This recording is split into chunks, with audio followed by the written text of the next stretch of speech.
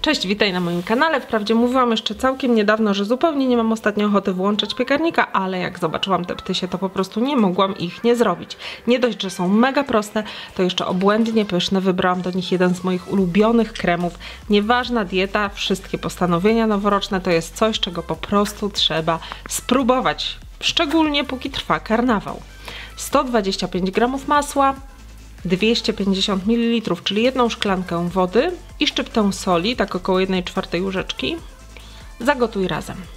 Niektórzy uważają, że ciasto na ptysie jest trudne i nie wychodzi, ale wystarczy przestrzegać tylko 2 reguł, a będzie naprawdę łatwe i nawet osoby kompletnie bez doświadczenia spokojnie sobie poradzą z ptysiami. Pierwsza rzecz to jest odmierzanie składników. Jeśli końcowe ciasto będzie za rzadkie, bo było trochę za dużo wody, masła czy jajek, to duża szansa, że nie będzie trzymało kształtu. Jeśli będzie za gęste poprzez dodaną mąkę, to znów będzie słabo wyrastać, więc pilnuj podanych proporcji. Poświęcę się nawet i zważę dodawane jajka, żeby uniknąć wszelkich wątpliwości. Gdy woda z masłem i solą się zagotuje, dodaj jedną szklankę, czyli 150 g mąki pszennej typu 550 i dalej zaparzamy. Czyli po prostu podgrzewamy całość, mieszając, aby uniknąć przypalenia. Dla niewtajemniczonych najlepiej jest ustawić stoper na 5 minut, żeby oprzeć się pokusie, że ciasto jest gotowe już po 2. Natomiast ci, którzy mają większe doświadczenie, wystarczy, że rzucą okiem. Ciasto po pierwsze powinno odchodzić ładnie od ścianek garnka, a po drugie być wyraźnie błyszczące. I to jest drugi kluczowy moment, na który należy zwrócić uwagę. A ci, którzy narzekają, że ich Karpatka nie ma gór, albo ptysie są płaskie i nieudane, powinni zwrócić uwagę na zaparzanie ciasta właśnie, czyli robić to po prostu dłużej. Przypominam, zaparzamy na małym ogniu, bo ciasto łatwo przypalić. Zanim dodamy jajka, ciasto trzeba przestudzić. Może być gorące, ale nie na tyle, żeby po dodaniu jajek zrobiła się jajecznica. Więc jeśli jesteś w stanie dotknąć masy palcem, to już jest ok. A ja sobie w międzyczasie ugotuję jeszcze budyń na krem.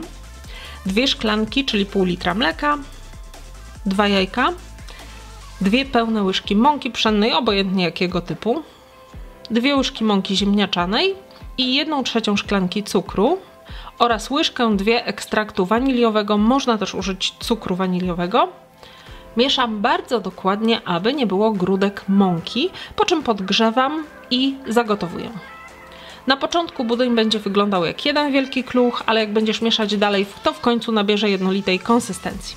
Ugotowany budyń przykrywam i studzę. Do przestudzonego ciasta dodaj 4 jajka, po jednym naraz.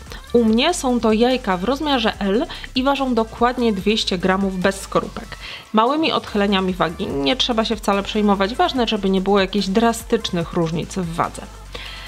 Jajka z ciastem ucieraj do chwili, gdy całość się połączy i utworzy jednolite ciasto. Gdy tak się stanie, kończymy i ciasto przekładamy do rękawa, u mnie zakończonego tylką 1M z Wiltona o nazwie Open Star, czyli otwarta gwiazdka. Może być też tylko 8B, taka z drobniejszymi nacięciami, albo można też ptysie wyciskać całkowicie bez tylki, po prostu przyciętą końcówką rękawa.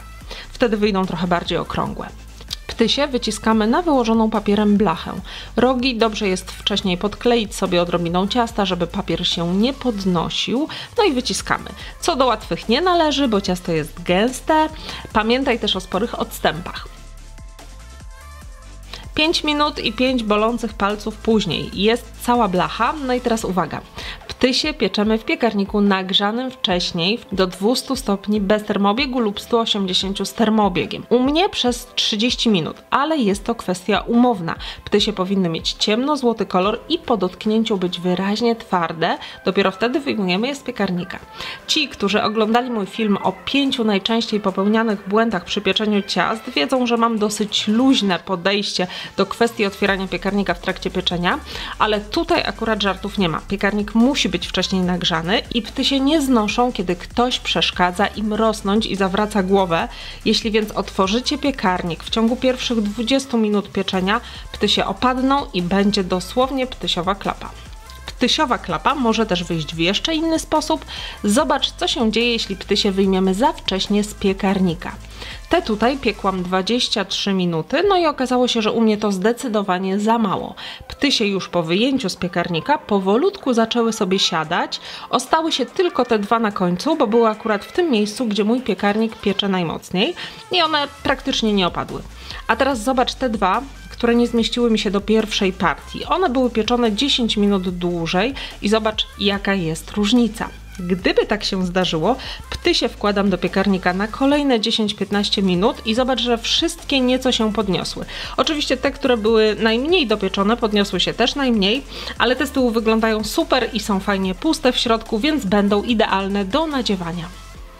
Druga, lepsza opcja jest taka, żeby zrobić test, czyli upiec na próbę 1-2 ptysie, żeby sobie zobaczyć, jaki jest czas potrzebny w przypadku Twojego piekarnika i wtedy już na spokojnie, bezpiecznie wkładasz całą pozostałą partię do piekarnika, dokładnie wiedząc, jak ustawić czas. Przy okazji jest to jedna z odpowiedzi na naprawdę bardzo często zadawane pytanie, dlaczego ptysie opadają. No dobrze, mamy ptysie, więc kończymy krem. Do wystudzonego budyniu dodajemy 125 g miękkiego masła i całość miksujemy na gładko. Krótko, wystarczy tylko tyle, aż osiągniecie jednolity krem.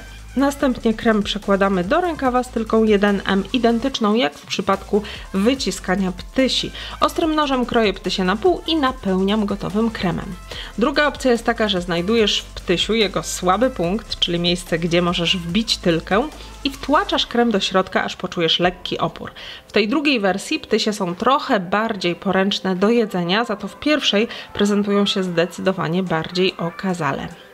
Gdyby zostało Ci trochę kremu, można go przechowywać w szczelnie zamkniętym pojemniku w lodówce do tygodnia i zużyć na przykład do zrobienia szybkiej napoleonki z gotowego ciasta francuskiego albo napełnić nim kruche babeczki. A więcej moich przepisów znajdziesz w nowej książce. Sprawdź koniecznie sklep Orchideli. Smacznego!